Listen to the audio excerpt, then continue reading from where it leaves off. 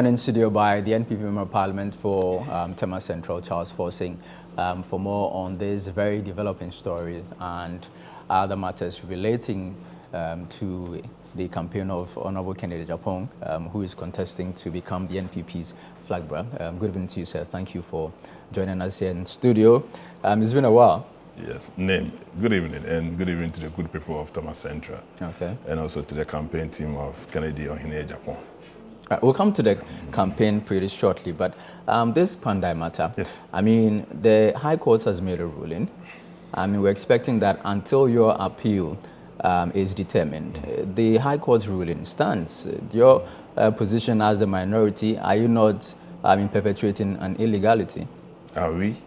What do we need? The petitioner himself sought for the recount of certain polling stations. Yet the High Court judge went ahead to annul all polling stations and asked that there should be a total rerun. And we just cannot understand why. Because the person who went to court sought to ask for limited polling stations. But yet the judge, in his wisdom, thought it wise that, look, all polling stations ought to be rerun. I mean, it's unheard of.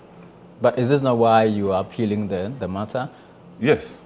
So what? Until that appeal is I'm not a lawyer. I'm not a lawyer. I'm a lame person, and I believe that the issue has been filed to the appeals court, and I'm sure it will make. But we are led by a seasoned lawyer, our minority leader. He's a seasoned lawyer, and he led the presser this afternoon. And we believe that, I mean, we will work as a team. We will continue. The man, Matthew, will continue to be in the house. And oh, really? Yes, that is to the best of my knowledge.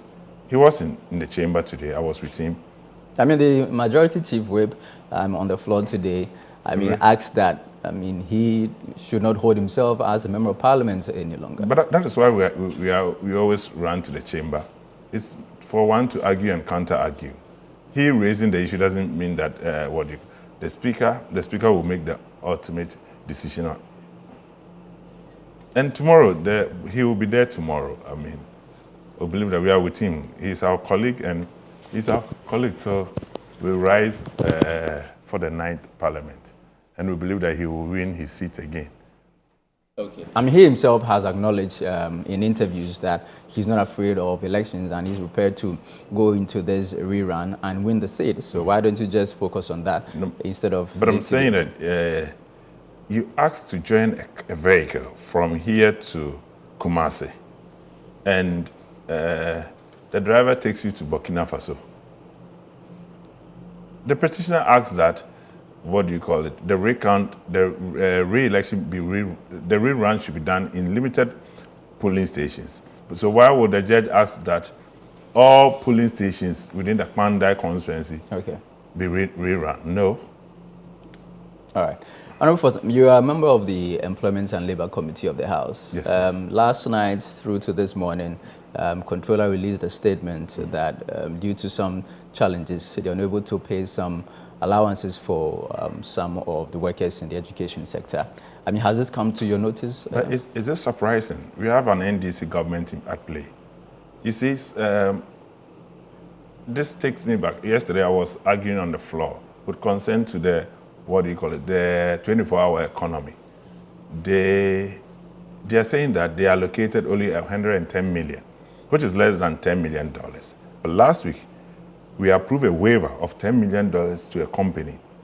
You see, the 24-hour economy policy, we thought that they were going to use that to incentivize industries. They were going to use that to give meaning to unemployed youth. Maybe syndicated capital to start businesses. But 110 million. So, I mean, NDC, is it surprising? The Ghanaian is here to see the rare NDC. And to me, I mean, I'm in the Labour Committee. We are hoping for the best for the labour market. We are hoping that the allowances due to teachers be paid. But to me, it's no surprise. Well, Controller has assured that, I mean, when they are paying December salaries, they would add these allowances. Is that any assurance? Are they going to pay interest on it? Are they? Are they supposed to? Yes, of course. You are supposed to pay me today, and it takes you a month or so. Anyway, the budget debate was expected to conclude today. Yes, but for the people of Tema Central, what are their views about the 2026 budget? you see, in there, they claim they've taken away the COVID tax, but they've reintroduced so many taxes, the airport fee tax, and then the port. There are so many new charges that I'm afraid for the good people of Tema, not just Tema, Tema Central, Tema East, Tema Central. We solely depend on the port. And there are so many new charges. And believe you me, that is going to affect that industry. It's just like they took away the yield levy, that tax, that minute tax that they later introduced 1 cedi per gallon. Yeah, okay. You understand? Now they removed the COVID tax, they've reintroduced so many taxes. Yes. And I mean, it's just, it's more of a Sakawa budget in the sense that, look, $1.2 billion is being used to equip, what do you call it? The armed forces. But in there, they are going to buy 2 jets for the presidency.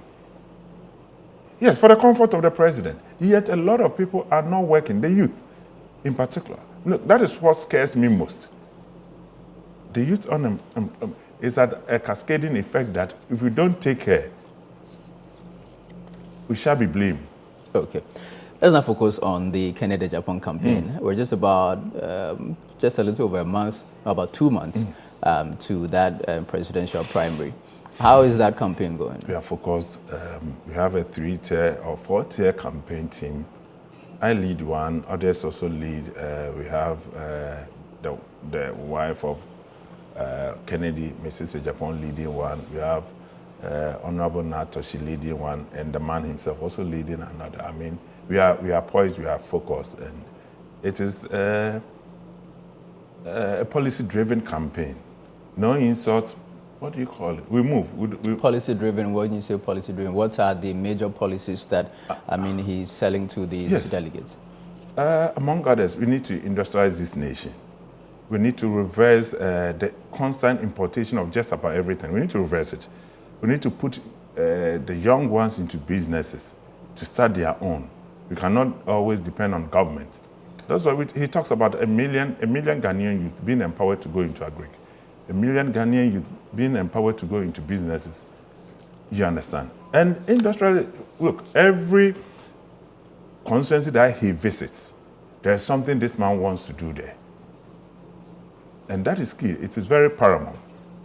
To couple with his, we need to be disciplined as a nation. It's also a refined policy. And he believing that we need to punish people from the top, which must serve as a deterrent to others. So, look, people cause murder in so many forms, not killing. Murder in terms of looting the coffers and then they get away with it. He believes that, look, we need to start punishing from the very top to the down. Once you punish the top, the base will know that, look, even if my boss has been punished, I will not be spared once I'm found culpable. Anyway, fantastic ideas, but reputation on the international stage is very important. And we've heard the Honorable Atachia mention, tell delegates that they shouldn't vote for someone who would embarrass the nation on the international stage. Some people believe that that's aimed at your candidate. I don't know, but I'm a party person. I'm a true blue.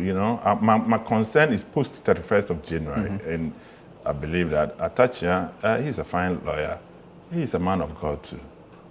I mean, I always tell people that, look, I'll be the last to cast insinuation or insult on a party person.